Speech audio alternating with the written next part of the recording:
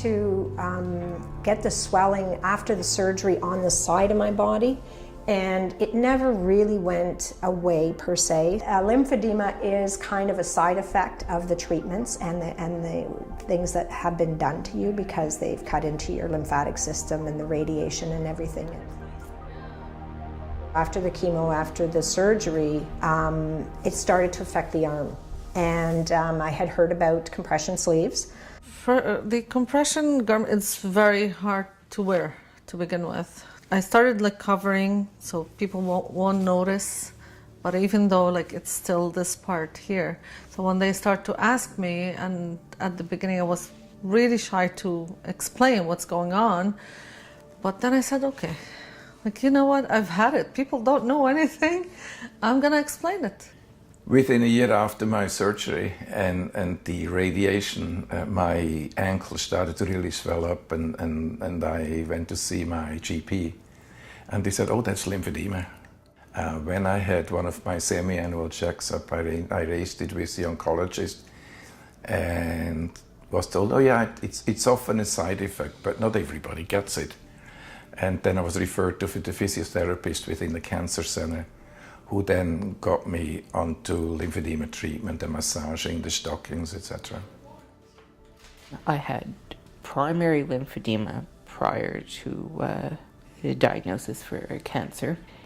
I did bandaging, and started to wear compression stockings since then. In 2012, when diagnosed with cancer, I was most vigilant prior to going into surgery, asking questions about how would the operation with the removal of lymph nodes affect this lymphedema. And much to my dismay, the medical profession did not have, well, some of them were quite proud in saying that they were ignorant of what the effect would be. And I think that was more difficult to take than the cancer diagnosis. When individuals are diagnosed with cancer, they're willing to do whatever it's going to take to get to the other side. They're willing to arrange their support networks, their coping resources, and they really orient their hopes towards being done. But just because people get through acute treatment and are said to be in remission or are said to be cancer-free doesn't mean their pathway with cancer ends. And in particular, when people develop lymphedema, indeed a new story is just starting for them, because while they've fought off what they perceive to be an acute condition in cancer, they now have a chronic condition, which is lymphedema, something that they're going to have to deal with for the rest of their lives. Our approach is a community-based approach, and it's really based on what we know about participatory research.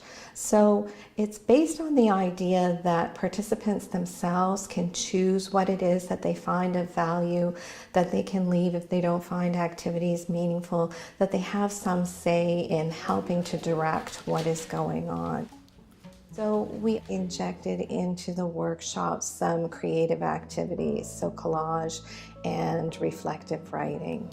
So we came into this room and there were all kinds of catalogs and scissors and glue. Everyone's got the creative side in them, they don't know it maybe.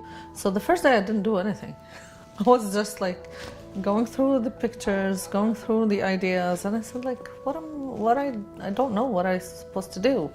So I went back the second day and I was looking through the pictures and I said, oh, this is me. This is how I feel. This is what I want, you know? And things got together and it made me feel happy. The green side was more the finding out about the cancer, the shock, doing the discovery, doing lots of walking, writing, there's a pen on there, exploration, a lifetime warranty here, you know. Is there a lifetime warranty? No, everybody's going to go. We only have one life, so make the best of it. Just thinking what's the story behind it, it makes you feel different.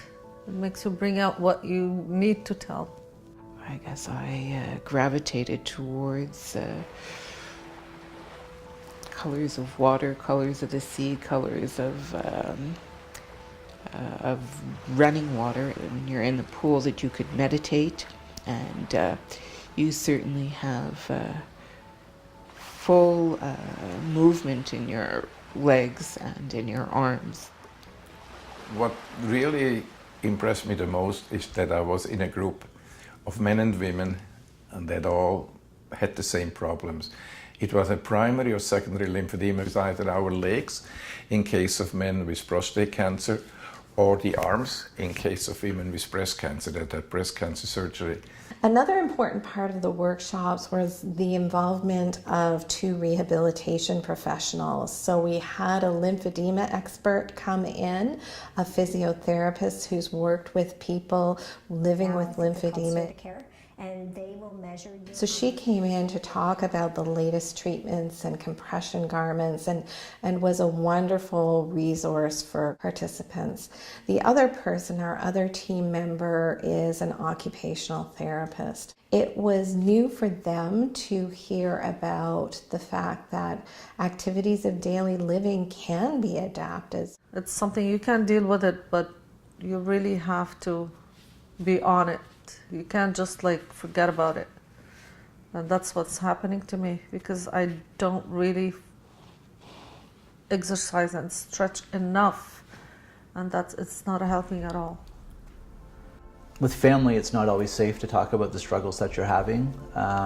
Families become exhausted and become sort of support resources that can't meet all of the needs. So often people will hold back their stories to protect their families. I didn't seek for help. I kept myself alone, and I showed that I'm strong. No, just put out there whatever you feel. Let people see what you feel, because you need it. I strongly feel that women with breast cancer should have their arms measured prior to any treatment, surgery, chemo, radiation. So they have a baseline. And then after, get remeasured, see if there's a change. And also be told about what exercises to do to help reduce lymphedema, increase range of motion. Those to me are very, very important. It should be standard in treatment. Doctors need continuing education every year to maintain their license. To have a 1-hour session or a 2-hour session on lymphedema would be a wonderful thing, if only to raise their awareness. I don't expect the oncologists to treat it, but I want them to be aware, so that when you discuss treatment for cancer, that they're able to tell you what the possible side effects are. There's no real road back to normal. We don't return to our pre-cancer lives. We're changed. Individuals are changed when they have cancer. And as a result of that, we have to renegotiate the things that we hope for. That gives me hope that there will be knowledge passed on to others, and so that others that do have lymphedema or that are undergoing cancer treatment right now, when they're faced with lymphedema, that they will, that maybe they'll have more tools presented to them at an earlier stage. So hopefully this puts things on the right road.